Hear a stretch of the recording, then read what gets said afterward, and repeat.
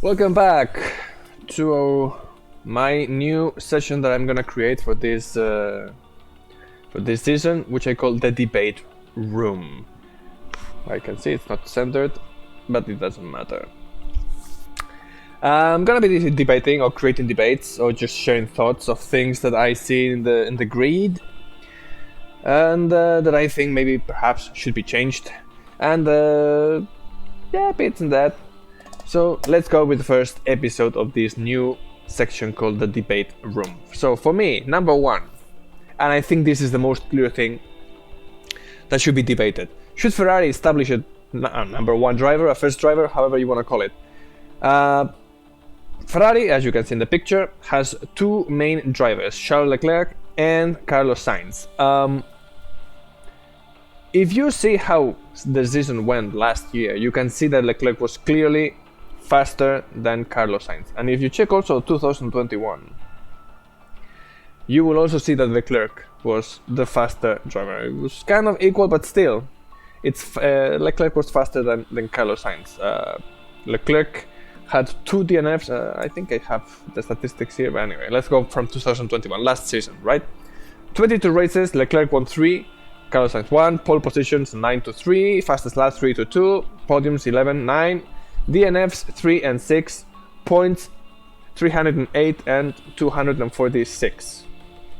As you can see, the season finished with Leclerc in the second position and Carlos Sainz in the 5th position, not only behind Verstappen, Leclerc and Perez, but also behind one of the Mercedes. Yes, Carlos Sainz had more DNFs, 3 more, but if you analyze those DNFs, none of those DNFs Carlos Sainz was in front of Charles Leclerc. In none of those DNFs, Carlos Sainz was fighting for the victory of the Grand Prix. In fact, the only victory that Carlos Sainz has in F1, which was the Silverstone Grand Prix, he won it because Ferrari dynamited Leclerc's victory. They kept him with a hard tire while everybody else changed to the soft tires. And because Leclerc was fighting, really putting his elbows out of the car against the Perez and Hamilton, was Sainz able to escape and grab the victory that he has. The only one in his career, by the way, with such a fast car. Leclerc has 3 wins, and he DNF'd in Baku, in Barcelona, and in Paul Ricard, if I'm not mistaken. Those 3 Grand Prix, he was the first driver. He was going to win. Barcelona, he was comfortably winning, where Carlos Sainz had a mistake, by the way. In Baku, until the car stopped, he was in the first position, and Paul Ricard, which is the only mistake he made while he was leading, because he made more mistakes, like in Imola, for example, he also was leading the Grand Prix and probably was going to win quite comfortably. We have, of course, other things to mention, like the mentioned Silverstone Grand Prix disaster that they dynamited him. Monaco, a horrible strategy. Yeah, that was actually more Carlos Sainz reading the race better than the Ferrari pitbull, by the way, which I think that will be for another episode.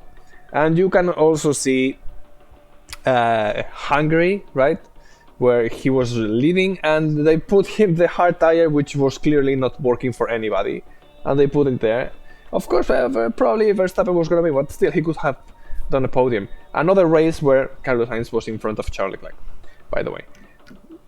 So, like I mentioned, there's more DNFs in Carlos Sainz's part, but in none of those races was Carlos Sainz going to beat Charles Leclerc. Perhaps the point difference was going to be either shorter or perhaps even larger if none of them have DNFs, right? I don't think in the end Leclerc was going to be able to win the championship, seeing the performance of Red Bull, especially after Spa-Francorchamps. But still, it could have been closer to the end, right? And of course, Perez was not going to even challenge for the second position in the championship. Of course, Red Bull also had their reliability issues in the beginning of the season, especially. But still. And you can see, for example, in 2021, the things changed a little bit. Of course, the car was not as good as it was in the next season. But still zero. You can see still Leclerc is ahead, except for podiums, of course. But here, DNFs 2, DNFs 0, and only 5 points difference. In those 2 DNFs, Leclerc was fighting for something important, and Carlos Sainz wasn't. So probably Leclerc was gonna finish in front of Carlos Sainz in those 2 positions, two DNFs, which, by the way, he was in front of Carlos Sainz once again. If you analyze a little bit the style of driving, you can see Carlos Sainz in 2022, for example, that Canada Grand Prix where Leclerc had to penalize after Baku. He was fighting with Verstappen for the victory, and Verstappen was able to defend himself even with Carlos Sainz having the DRS behind him in those 2 consecutive straight lines. And Carlos Sainz didn't even try to put the nose in front or put the car, I don't know, something aggressive that, like what they call killer instinct, that perhaps Charles Leclerc and Max Verstappen on hand, they have, right? They just put the car and you get out of the way, which Carlos Sainz in the end did in Abu Dhabi to Lewis Hamilton. Again, they push him off the track in the same corner, and he had to get penalized this year instead of the different result in the previous year, right? I mean, he didn't do it. I don't think Carlos Sainz has this killer instinct of overtaking, for example, as Leclerc or Verstappen or Hamilton have. Or Fernando Alonso, for example, he can also have this killer instinct. Carlos Sainz doesn't have it. So for me, and this is just me speaking, having a number 1 driver, if you want to challenge for the championship, of course, if you don't have such a superior car like the Mercedes had in the hybrid era, right? Is kind of important, especially if you have such a high pressure like Ferrari does to win the championship, right? They didn't win it since Kimi Raikkonen in 2007.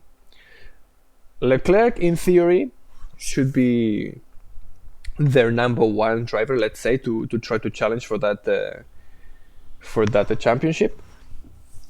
And they have a pair of drivers that actually they are kind of close, which means they will maximize points if they don't fight with each other. If, of course, I mean, if Leclerc suddenly has like 5 DNFs in the first 5 races and Sainz is winning them, then of course you might have to change the order. But if you can see, for example, what Red Bull is doing with Verstappen, yes, he's much faster than Perez, for example, right? And all the team goes around Max Verstappen. He's the clear number 1. And you can see in decisions like Barcelona last year, where Verstappen had some issue with the rear wing, Perez didn't, and still they ordered Perez to let Verstappen go. So what is this about? I mean, if the facts are there, right? Red Bull has a clear number 1 to maximize points for Verstappen. Once Verstappen has the championship, then perhaps they can think about Perez. But in the meantime, the decisions to take are for Verstappen's advantage. There might be races where Perez might win the race, but still, like it happened in Monaco, for example, and all the races where Verstappen perhaps is not quite there, right? So I think Ferrari should actually think about this quite clearly. If they maximize their points to their fastest driver, which is Charles Leclerc, of course, for me, my own point of view. He's the faster one, and he's the, let's say, like I said before, the killer instinct possessing one. And I'm sorry, but Sainz has to understand that his teammate is faster than him. You need to maximize points to try to challenge the championship, especially if you are challenging a car like the Red Bull, which is kind of as fast or slightly faster than yours, which if we check the ending of the past season, he was much faster than the Ferrari. Ferrari had no chance of winning anything. You need to like, Red Bull will put everything for Verstappen. So not only you're challenging a car that is slightly faster than yours, you're challenging a team that is maximizing points for one driver. They will sacrifice Perez to try to maximize points for Verstappen, while you are letting your two drivers take points from each other, right? The winning it's 25 points, the second one is 18, so you can see there's like 7 points different there. if one race Leclerc is winning and the other one Carlos Sainz is winning and Leclerc is second, Leclerc is losing 7 points.